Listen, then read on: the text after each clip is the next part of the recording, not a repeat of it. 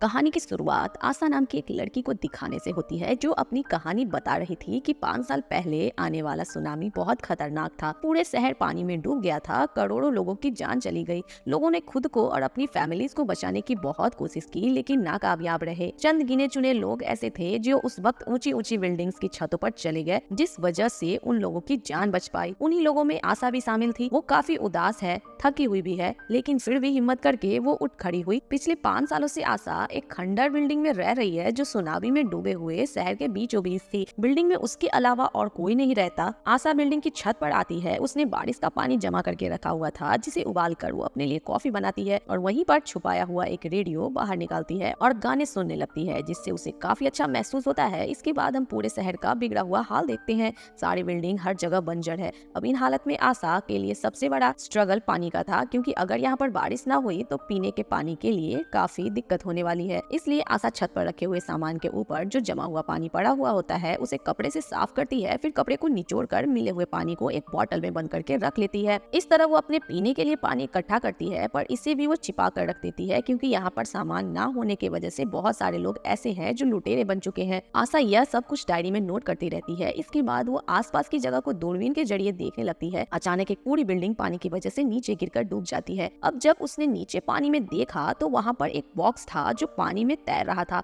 आशा सोचती है कि इसमें जरूरत का सामान होगा, इसलिए वो नीचे वाले घर में आ जाती है, जो कि पूरा पानी में डूबा हुआ था। पर यहाँ से आशा उस बॉक्स पर पिन मारकर उसे अपनी तरफ रस्सी के सहारे खींचने लगती है, लेकिन पानी में जो मगरमच्छ था उसने उस बॉक्स को पकड़ लिया। इसलिए आशा जब उसे खींच नहीं पाती तो वो आगे की तरफ हो जाती है। तब टूटी हुई जगह की वजह से उसे चोट लग जाती है, पर अब भी वो हिम्मत नहीं हारती। पूरा जोर लगाकर बॉक्स को अंदर खींचने लगती है और आखिरकार बॉक्स उसे मिल ही जाता है। आशा ने जब बॉक्स को खोल कर देखा तो अंदर एक शराब की बोतल के अलावा कुछ नहीं था, जिसे ही लेकर वो ऊपर आ गई। उस शराब से अपनी चोट साफ करने लगती है।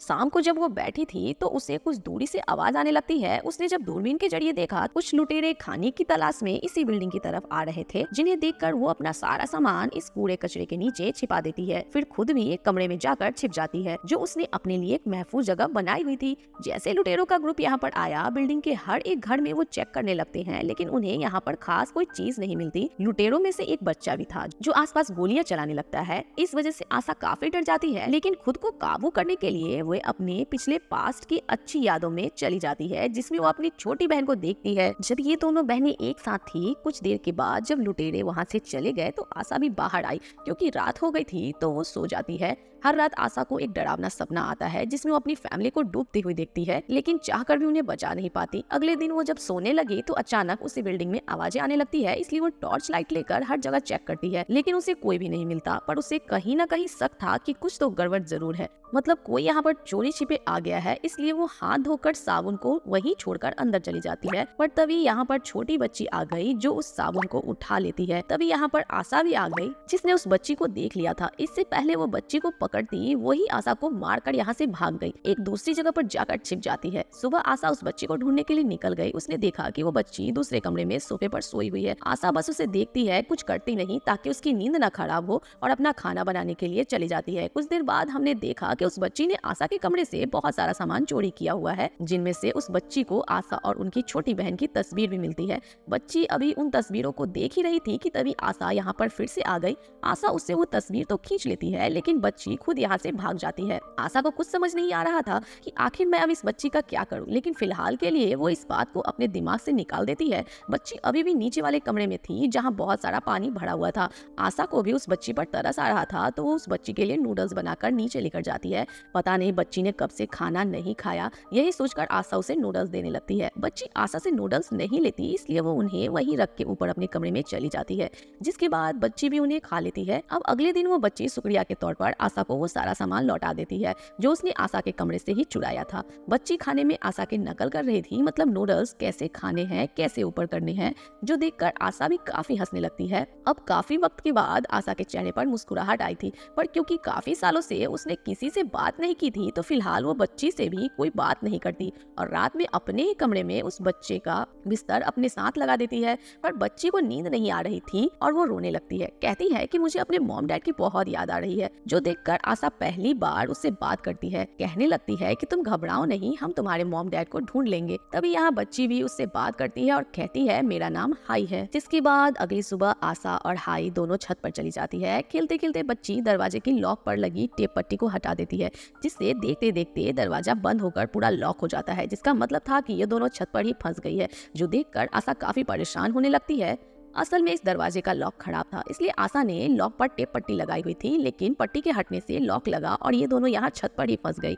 अब आशा को परेशान देखकर हाई एक तार लेकर आती है और उसकी मदद से दरवाजे को खोल देती है। आशा भी काफी चौंक गई और काफी खुश भी हो जाती है, मगर साथ में उसे समझाती भी है कि देखो यहाँ की हर एक चीज का मैंने सेटअप बनाया हुआ है, इसलिए बिना पूछे किसी भी चीज को हाथ नहीं लगाना और यहाँ पर शोर भी बिल्कुल मत मचाना, वरना यहाँ पर लुटेरे आ जाएंगे। यहाँ पर हाई आशा को कहती है कि हमें यहाँ से निकलना चाहिए, आखिर हम कब तक यहाँ पर रहेंगे, यहाँ रहना किसी खतरे से खाली नहीं है। लेकिन इसके लिए वो साफ साफ मना कर देती है। कुछ देर बाद आशा ने नोटिस किया कि जो खानदानी नेकलेस मैंने पहना हुआ था वो मेरे गले से गायब है, तो वो काफी परेशान हो गई। हर जगह उसे ढूंढने लगती है और उसे ये लगने लगता है कि वो जरूर हाई ने ही चुराया है। इसलिए जब इस बारे में आशा हाई से पूछती है तो उसे काफी बुरा लगा कि आशा मुझे चोर समझ रही है। वो उससे नाराज हो गई, बिना कुछ कहे अपना सारा सामान लेकर दूसरे कमरे में शिफ्ट हो जाती है।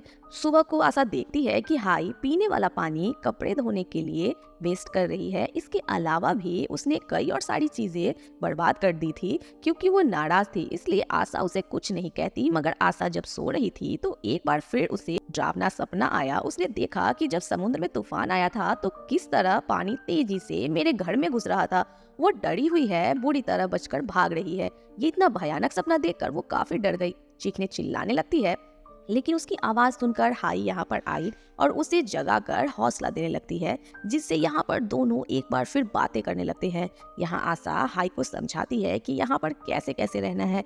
सबसे पहले वो कहती है कि पानी को कम से कम इस्तेमाल करना, मतलब पीने वाला पानी कैसे और नहाने वाला कपड़ा धोने वाला कैसे।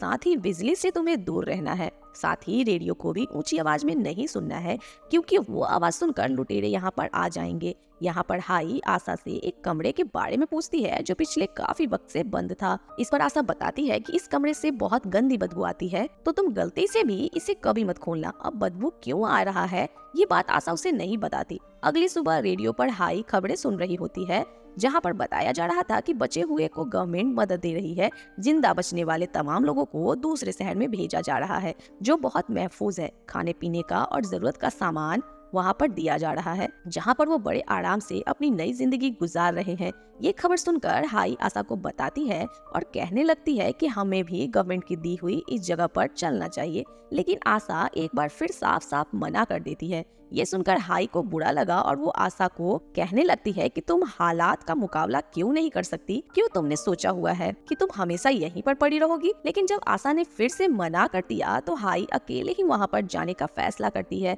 और अब वो प्लास्टिक की बॉटल्स को आपस में जोड़कर उस जगह पर जाने के लिए अपने लिए कश्ती तैयार करने लगती है। जो देखकर आशा उसे समझाती है कि देखो, उस बिल्डिंग से बाहर निकलना खतरों से भरा हुआ है, क्योंकि पानी में शार्क और भी खतरनाक किस्म की मछलियां हैं। साथ ही वो जगह भी बहुत दूर है जहाँ पर तुम जाना चाहती हो। वहाँ पहुँचते पहुँचते खाने पीने जरूरत का सामान खत्म हो सकता है। पानी में हम रास्ते भी भूल सकते हैं। ये सुनकर हाई उसे एक फ्लेयर गन दिखाते हुए कहती है कि देखो, ये मेरे पास है, इसके जरिए मैं अपनी हिफाजत कर सकती हूँ। फ्लेयर गन देखकर आशा काफी घबरा गई। वो हाई से गन को छोड़ने के लिए कहती है कि गलती से भी इसे मत छोड़ देना, वरना इसकी आवाज सुनकर लुटेरे यहाँ पर आ सकते हैं। अब क्योंकि आशा ने हाई के साथ काफी सख्ती से बर्ताव किया था, तो कुछ देर बाद वो उससे माफी मांगते हुए प्यार से समझाती है कि देखो, मेरी बात सुनो, आज से पहले कई बार मैंने यहाँ से निकलने की कोशिश की है, लेकिन कभी भी मैं कामयाब नहीं हो पाई। ये बात बताते बताते उसे फिर से पास्ट का एक वक्त याद आने लगता है, जब वो फैसला कर चुकी थी कि मैं अपने घर को छोड़ दूंगी, क्योंकि उसके मॉम डैड घर में लाई हुई चीजें सबसे पहले उसकी छोटी बहन को दिया करते थे, जिस बात की वजह से उसे बहुत गुस्सा आया करता था और वो अपनी बहन से जलती थी। यही वजह है कि उसका ताल्लुक अपने मॉम डैड के साथ भी बिल्कुल अच्छा नहीं था। अपने माँ बाप का ऐसा व्यवहार देखकर वो काफी तंग आ गई थी। हमेशा उसकी छोटी बहन को ही अहमियत दी जाती थी। इस बात को लेकर अक्सर उसका अपने मॉम डैड से झगड़ा हो जाया करता था। तो आज वो घर छोड़कर निकल जाती है, मगर तब आशा की बहन ने उसे जाने से रोक लिया था। प्रेजेंट टाइम में आशा देखती है कि उसका वो नेकलेस वहाँ पर गिरा हुआ है जो टूटकर गले से गिर गया था, यानी कि इसमें हाई की कोई गलती नहीं थी, उसने नेकलेस नहीं चुराया था। जिस बात से आशा को काफी शर्मिंदगी हुई और वो हाई से माफी मांगती है। अगले दिन क्योंकि काफी बारिश हुई थी तो इन्होंने पीने का पानी ढेर सारा जमा कर लिया था, लेकिन इस दौड़ भाड़ में एक दिन आशा को एहसास हो गया था कि ये जगह ज्यादा दिन के लिए महफूज नहीं है, बेहतर यही होगा कि हमें यहाँ से निकलना चाहिए और गवर्नमेंट की दी हुई उस जगह पर रहना चाहिए। तो वो भी अब हाई की बात मान जाती है, उस जगह पर जाने के लिए कश्ती बनाने में उसकी मदद करने लगती है। पास्ट के एक सीन में हमें पता चला कि जब आशा ने घर छोड़ा था तब उसने साथ ही उसकी बहन भी थी। जी हाँ, तभी अचानक सुनामी आ गई जिस वजह से हर तरफ अफरा तफरी मच गई। लोग डर कर घबराते हुए इधर उधर भागने लगे और आशा को इस बात का बहुत दुख होता है कि मैं अपनी बहन को नहीं बचा पाई। वो इस बात को याद करके प्रेजेंट टाइम में दुखी हो रही थी, पर उसे ये सोचकर तसल्ली हुई कि अब मुझे एक दूसरी बहन मिल चुकी है हाई के रूप में, इसलिए अगली सुबह वो हाई को अपना वो नेकलेस दे देती है गिफ्ट के तौर पर। खैर, अब कुछ दिन के बाद इनके छोटी सी कश्ती उस जगह पर जाने के लिए तैयार हो जाती है जहाँ ये दोनों निकलने के लिए बिल्कुल तैयार हो गई। लेकिन यहाँ पर गलती से हाई से रेडियो ऑन हो जाता है, जिसकी आवाज सुनकर लुटेरे यहाँ पर घुस आते हैं, जो देखकर ये दोनों जल्दी से अपना सारा सामान छिपा लेते हैं और हाई जल्दी से जाकर लकड़ी की बनी हुई नकली दीवार में जाकर छिप जाती है, जबकि आशा उसी पुराने कमरे में जाकर छिप जाती है। लुटेरे यहाँ पर आकर हर घर में पड़े हुए सामान को बिखेरते हैं। पीने का सामान उन्हें मिल जाता है, वो उन्हें अपने पास रख लेते हैं और उस नकली दीवार में छुपी हुई हाई भी मिल जाती है। लुटेरे उसे पकड़ लेते हैं, जिस वजह से वो चीखने चिल्लाने लगती है। उसकी आवाज आशा भी सुन पा रही थी, लेकिन वो ज्यादा डरी हुई थी, उसे समझ नहीं आ रहा था कि आखिर में कैसे हाई को बचाया जाए। अब लुटेरे इनकी उस कश्ती को भी तोड़ देते हैं, जिसके बाद वो अब कमरे में चले गए, जबकि आशा को यहाँ पर फिर से उसके पास्ट का सीन याद आने लगता है जिसमें उसने देखा कि मैं और मेरी बहन किस तरह खतरे में थे, पर चाहकर भी मैं उसे नहीं बचा पाई। लेकिन प्रेजेंट में वो अपने आप से कहती है कि वो गलती अब मैं दोबारा नहीं करूंगी और अब वो बड़ी हिम्मत करके बाहर आ जाती है ताकि हाई को बचा सके। उसके पास फ्लेयर गन थी, इसलिए एक आदमी जो उसके पास आया था वो उसे मार देती है, फिर वहां से भागकर दूसरे घर में आ गई जहां वो लुटेरों को फंसाने के लिए ट्रैप जाल बनाती है और वहां पर रेडियो ऑन कर देती है। आवाज सुनकर वो 3 लुटेरे अंदर आए, तब मौका देखकर आशा उन पर हमला कर देती है, उनसे लड़ने लगती है और इन सब आदमियों को मार देती है। अब लुटेरों के हेड ने हाई को पकड़ लिया था, तो अब वो आशा को ढूंढने के लिए अपने और अपने आदमियों को भेजता है। इस वजह से आशा एक बार फिर उस कमरे में छिपने के लिए चली जाती है। यहाँ पता चला उस कमरे में से स्मेल क्यों आ रही थी। दरअसल यहाँ पर बहुत सारी लाशें पड़ी हुई थी जो गल सड़ गई थी और बदबू उन्हीं में से आ रही थी। पर 2 दिन तक आशा उस लाशों के साथ नहीं रह सकती थी, क्योंकि ये उसका प्लान था। पहले वो लाशों की मदद से लुटेरों को डराती है, जिसके बाद खुद सामने आकर उसे जान से मार डालती है। उसे खत्म करने के बाद आशा उसका चाकू छीन लेती है और उससे बचे हुए साथियों को भी मार डालती है और अब वो पहुंच जाती है लुटेरों के हेड के पास, जो दरअसल एक सेपर था, जहां हेड के साथ भी आशा की काफी लड़ाई होती है। इसी लड़ाई के बीच में तीनों की गलती से पानी में गिर जाते हैं। अब इससे पहले सार्क यहाँ पर आती, आशा जल्दी से हाई को लेकर एक जगह पर जाकर छिप जाती है और अब जब लुटेरे पानी में थे तो यहाँ पर एक बड़ी सी सार्क आ गई जो एक ही झटके में लुटेरे का काम तमाम कर देती है और उसे जिंदा ही खा जाती है। जिसके बाद दोनों जल्दी से लुटेरों के शिप पर चढ़ गए, जिससे आखिरकार दोनों की जान बच जाती है। ये शिप काफी अच्छी थी, यहाँ पर खाने पीने और किसी भी चीज की तंगी नहीं थी, जबकि आशा इस रात पहली बार डरावने सपने के बगैर सो पाती है। सुबह जब दोनों उठी तो उनके चेहरे पर मुस्कुराहट थी, क्योंकि अब उन्हें अपनी एक नई जिंदगी दिखाई दे रही थी। दोनों एक जगह पर खड़े होकर उम्मीद भरी नजरों से आगे देखने लगती हैं और इसी के साथ ये कहानी भी इधर ही खत्म हो जाती है।